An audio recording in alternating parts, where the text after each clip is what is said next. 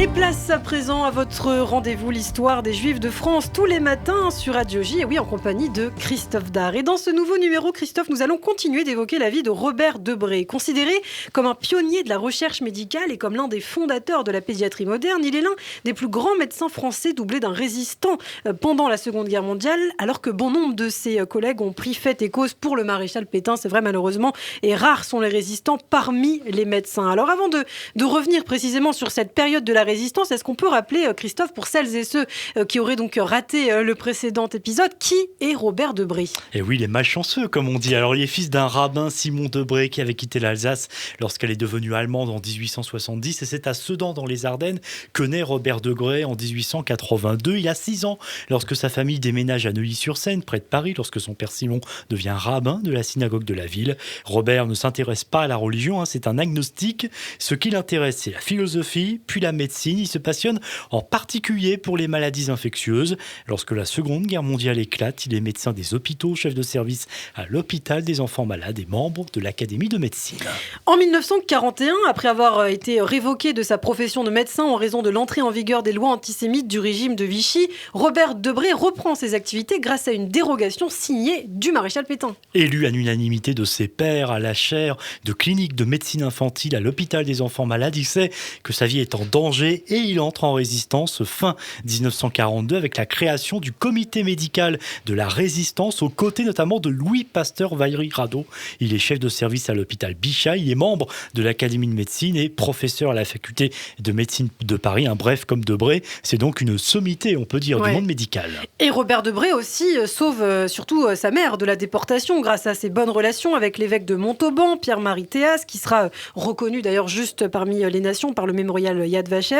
Marianne Trenel, octogénaire à la vie sauve. Elle est réfugiée chez des bonnes sœurs catholiques. Oui, exactement. Après 2 visites d'ailleurs de la Gestapo à son domicile, le danger se rapproche. Eh bien, Robert Debré entre dans la clandestinité à la fin de l'année 1943, alors qu'au même moment, une rumeur folle et malveillante se propage. Robert Debré se serait vu décerner le titre de arien d'honneur, ce qui lui donnerait du coup en quelque sorte le statut de juif privilégié. C'est des détracteurs, bien sûr, qui veulent le nuire, rappelant qu'il avait obtenu une dérogation signée du maréchal Pétain pour pouvoir continuer à exercer sa profession, en oubliant bien sûr de rappeler que cela n'avait été que provisoire.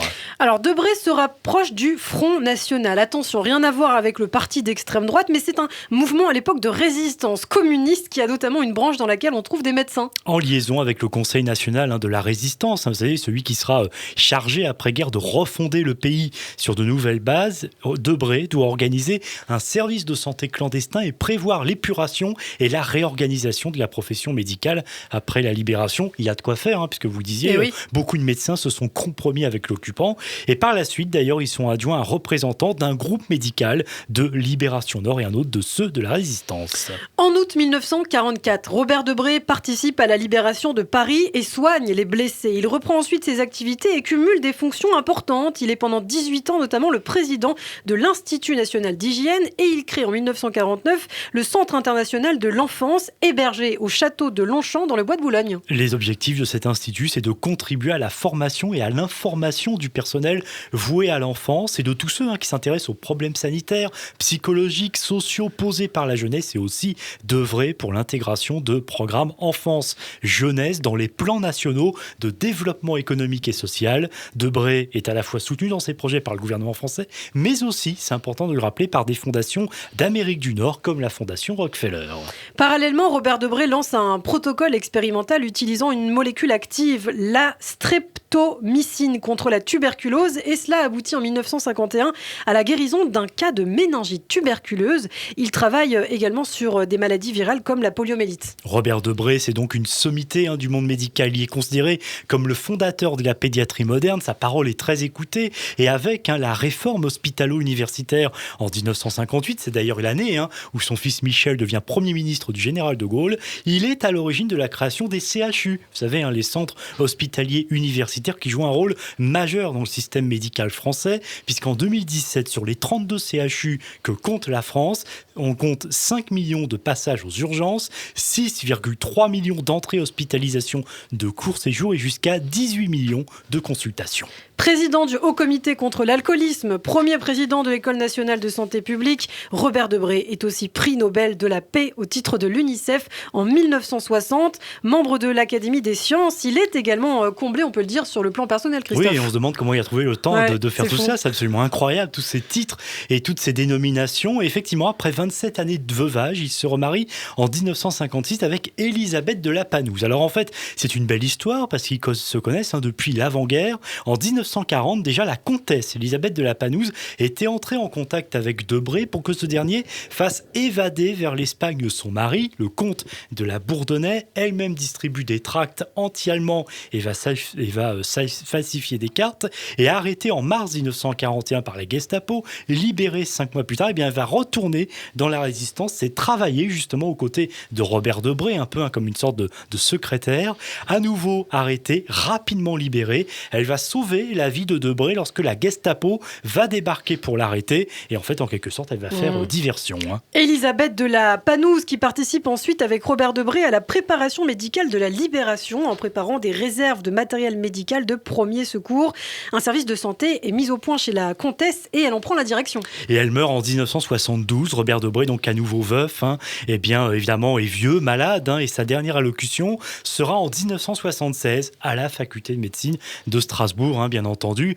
Pourrait-on dire, retour aux origines en quelque sorte. Il meurt 2 ans plus tard, il a 95 ans. Plusieurs lieux médicaux portent son nom depuis, à commencer par l'hôpital, bien sûr, situé dans le 19e arrondissement de Paris.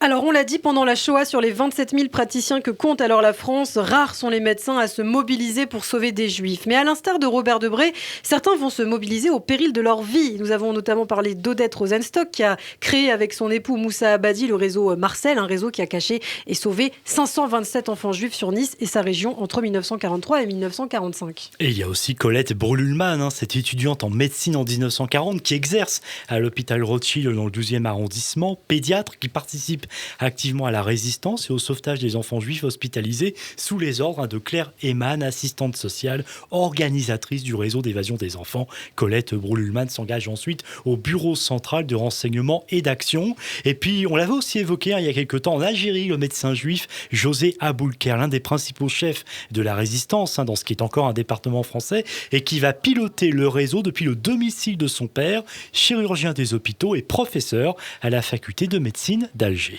En 1942, le docteur Pierre Cahin, chirurgien juif exerçant à Paris, Cahen ou Cahin, je ne sais pas, décide de quitter la capitale pour mettre sa famille à l'abri des occupants nazis. Il trouve alors refuge dans un petit village du Jura du nom de Villers-les-Bois. Et oui, il est moins connu effectivement que ceux que l'on a cités précédemment, mais il faut quand même effectivement le citer, c'est important, qui va notamment permettre à de nombreux juifs, Pierre Cahen, d'échapper au service du travail obligatoire, le fameux STO. Et puis, autre cas, pas très connu non plus, celui de Alec Prochans. Il est interne de 30 ans, il est envoyé en 1944 par le comité médical de la résistance, le fameux qu'on évoquait avec Robert Debré, dans le Morvan. C'est là qu'il y a beaucoup de maquisards et justement, il va les opérer, une centaine d'entre eux, dans des conditions, vous imaginez, Ilana, difficiles, on manque de tout, en pleine nature et sans moyens à disposition. Et dans son journal intime, justement, Alec Prochans s'écrit « Je venais de perdre mon identité, mon nom. J'étais désormais le docteur Martel, chirurgien de la guérilla sans instrument, sans hôpital, sans aide. » 165 médecins sont fusillés pour ne pas avoir dénoncé leurs blessés par balle, comme l'exigeait un article de loi d'avril 1944. Et pour en savoir plus sur les actes de résistance des médecins pendant la Shoah, vous nous conseillez, je crois, un documentaire, Christophe ? Oui, un documentaire, je pense que vous pouvez retrouver sur Internet, qui avait été diffusé il y a quelque temps sur France 2, des médecins dans la résistance, de Cécile Tartakovsky et Michel Simès. Merci beaucoup, Christophe, pour ce nouveau numéro de l'histoire des Juifs de France, et à très vite donc pour un nouvel épisode.